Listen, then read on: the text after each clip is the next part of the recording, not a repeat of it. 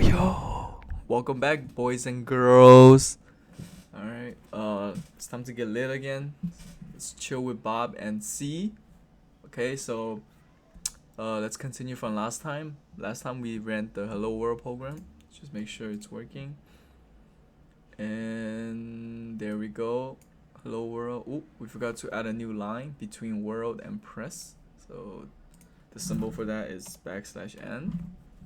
And let's debug and run again. Yep, there you go. So skip the line and it's working. Now, so this is the very basic programming. Let's learn more stuff, more fancy stuff. Not that fancy, but things you gotta know to be a programmer. So there's something called the variable, which is very important.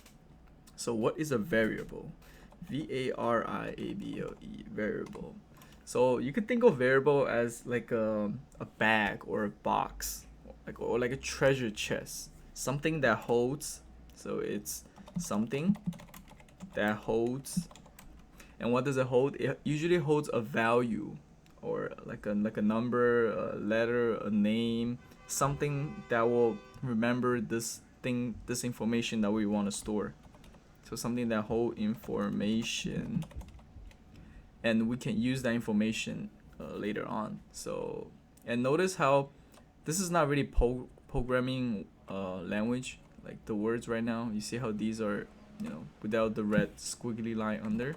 This is red with a red underline. What you could do in programming, in most I think all programs. See, you see what I just did there? When you add two forward slash, it turns this whole line 5, into something called a comment, which means that the program is gonna ignore it. It's like a little note that you left for this is it's a little note that you leave for other programmers. When they read your code, they'll understand it. But let's say I want to write like a whole 60 lines of comment, 60 lines of double backslash. That's a little absurd. So what you could do is one forward slash backslash. I don't know the I think it's forward slash, and then you add the star, and then the other side comes up like that, kind of like the bracket. And what you could do is you could just add whatever you want in the middle, and they'll be considered comment. Okay, so that's that. So it's very useful to add a little note for yourself, or a little explanation. So now, so in variables, okay, so there's different types of variables. So let's learn the first, one of the most important one, which is int, which stands for integer. Integer, and as you guessed it holds an integer value, right? So it could be any whole number. Okay, so for example, and this is how you would declare a variable. So you first declare the variable type, int, and then you give it a name. Let's say I want to make it Celsius. So Celsius, maybe 17 degrees, 17. Int Celsius equals 17. In this case, I know what I want to set Celsius as, but this is also valid. I could just declare the variable first. So there's something Celsius. The bag is empty, and now I want Celsius to hold this number integer 17 for me. And Celsius, there we go. Okay, now so when you have an equal sign, that actually sets a value to the left side. So you could think of it as it reads 17 and then it puts it into Celsius, not the other way around. Not Celsius equals 17. It's 17 equals, well, Celsius equals 17. Wait, what? Just know that it's from the right side to the left. It can be this, even though it looks good. Celsius.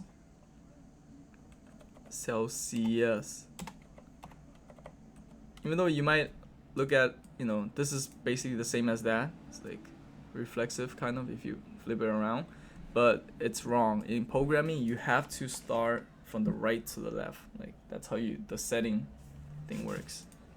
Okay, And there you go. So you have some a variable called Celsius, and it holds the number 17. So let's test it out, see if it works. So notice how if you want to print out hello world, like what we type in, it prints this. But how will we print out Celsius, right? We can't just put Celsius in there. So what you do is, let's say I want to print it right after hello world and start a new line. I would do this percent or modulus, and then the letter D. So if you add this in here, what this does is you can now add a comma. Is that a comma? Yeah, that's a comma. And you could type in whatever variable, Celsius. There we go. So what this should do is you should print out 17 right after hello world. Okay, let's see. Hello world 17. There you go. So you see the number 17. 17. Now let's add another /n because we don't want it on the same line as this one. And this is press any key to continue. All right, this is what this line is. So let's run it again. And did it work? Oh, there you go. So we have hello world 17 and then press any key to continue. Okay, that's working.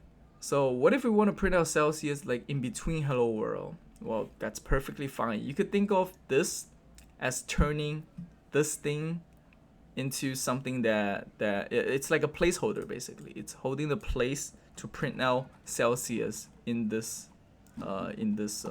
print function, print format. So what if I want to print Celsius in the middle? You could do that too. All you gotta do is in this case we don't want to line. Okay, so we're gonna have hello 17 world. Oh, let's give it a space. Hello 17 world and then a new line. Okay, this should work. Hello 17 world. You see that? So depends where you put this placeholder, it will correspond to this. So it's gonna take Celsius and then it's gonna put it in here when it prints out. Now, so let's do another experiment. Let's say we have Fahrenheit. So you don't have to type out for Fahrenheit. You could just give a little, but make sure it's something that you know when people see, you'll know what it is. If you just put F, you know, it could be fish, it could be flower, you don't know. So make it something that people can tell. Fahrenheit for whatever equals, let's say I want to make it I believe it's 0 degree Fahrenheit is 70 Celsius, something like that. I don't know, but there's a formula for that. So let's do that. So we have FERH. Now if I want to print another you know, variable inside this thing, I could add it wherever I want. So let's say I want to add it before. So again, I put another placeholder. So this is a placeholder for integer. Okay, integer variables. So notice I have 2 placeholder for integers and I only have 1, right? So that means I have to put in another comma and then put in another variable. In this case, it will be Fahrenheit. There we go. It's right here. So this corresponds to the first placeholder, and the second variable corresponds to the second placeholder. Okay, so Celsius will print before hello, and the Fahrenheit will print before world. So let's just run it, and there we go. Celsius 17, which prints before hello. Fahrenheit 0 degrees, which is come before world. Okay, so this is very important because you need a placeholder to print out in a C. Okay, now you could use the same one. You could also use Celsius again. Celsius. Okay, now it will print 17 and 17. There we go, 17, 17. Okay, so again, it's a placeholder. Okay, and this is how you write a comment. This is how you write a block of common, and then this is how you declare a variable. So far, we've only learned the variable integer, but we're gonna, deal with more variables later on. Okay. Hopefully, this is not too confusing, and I'll see you guys next time. Subscribe or like.